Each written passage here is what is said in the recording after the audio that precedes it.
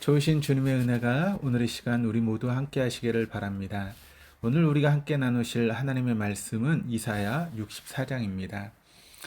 오늘의 본문인 이사야 64장은 우리가 어제 살펴보았던 이사야 63장 15절에서 시작하고 있는 이스라엘 백성들의 탄원의 기도 중에 뒷부분에 해당되는 그런 말씀입니다. 이스라엘의 사회적인 혼란과 영적인 암흑 속에서 탄식하는 본문의 배경에서 이사야는 이 절망의 땅에서 하나님의 희망을 찾습니다. 이스라엘의 범죄는 하나님의 징계를 그리고 하나님의 침묵을 가져왔고 그것은 더욱 암담한 현실을 맞이하게 됩니다. 그러나 그것을 하나님의 징계로 해석해내는 믿음의 힘이 있었기에 이 암담함 속에서 하나님께 나아갑니다. 하나님의 희망을 찾기 때문에 기도할 수 있습니다. 그렇기에 하나님께서 하늘을 가르시고 강림하시기를 간절히 소원하며 기도하고 있는 것입니다. 이사야는 이전에 놀라운 일을 행하신 하나님의 역사를 상기합니다. 그러나 이러한 위대한 일을 행하신 하나님께서 침묵하시는 것은 바로 우리가 범죄하였기 때문임을 고백하고 있습니다. 그 범죄의 모습은 부정한 자, 더러운 옷 같으며 잎사귀 같이 시들어 죄악의 바람이 몰아간다라고 고백을 하고 있습니다. 그리고 이사야는 하나님의 아버지 되심을 기억합니다. 여러분, 자식이 죄를 지었다고 부모와 자식 간의 천륜을 끊는 부모는 없습니다. 이사야는 우리가 범죄하였지만 하나님은 우리의 아버지이시며 우리는 진흙이요 주는 토기장이라고 고백합니다.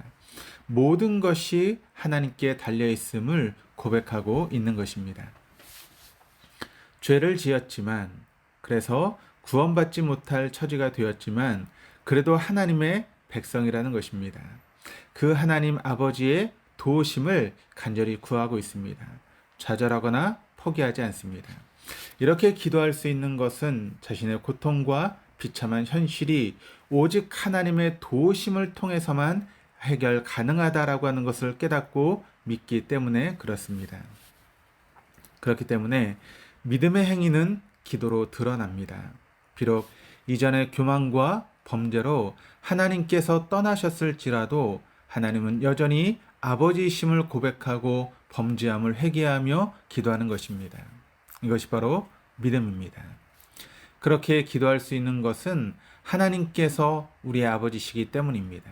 또한 우리의 구원자이시며 아버지이신 주님은 사랑의 하나님이시기 때문입니다. 하나님의 말씀에 비추어 자신이 어떤 사람인지를 아는 것은 매우 중요합니다. 오늘 본문 5절을 보면 하나님이 선대하시는 사람에 대하여 말하고 있습니다. 그 사람은 공의를 기쁘게 하는 사람입니다. 그리고 주님의 길을 따르는 사람입니다. 또한 주님을 기억하는 사람이라고 말하고 있습니다. 그러므로 오늘 우리 자신이 주님께서 선대해 주시는 삶의 범주에서 벗어나 있다면, 그래서 선대하시는 하나님께 잊혀져 있다고 깨닫게 된다면 본문의 이사야처럼 기도처럼 속히 돌이켜 기도하며 하나님께 나아가야 될 줄 믿습니다.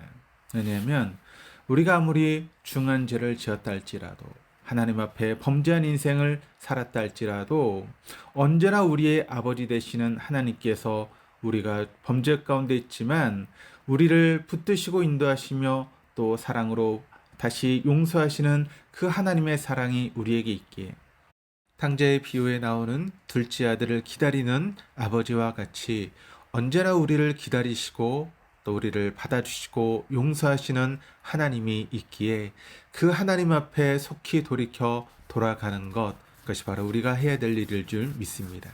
그럴 때 우리를 용서하시고 받아주시는 그 놀라운 하나님의 사랑을 저와 여러분의 삶을 통해서 경험하게 될 줄 믿습니다. 기도하시겠습니다. 언제나 우리의 아버지이신 하나님, 정의로운 주님의 길을 따르지 않았던 우리의 삶에서 돌이키기를 원합니다.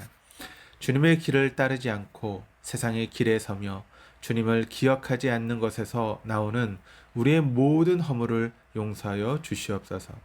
우리의 삶 속에 강림하시어 하나님의 뜻을 다시 회복하게 하여 주옵소서.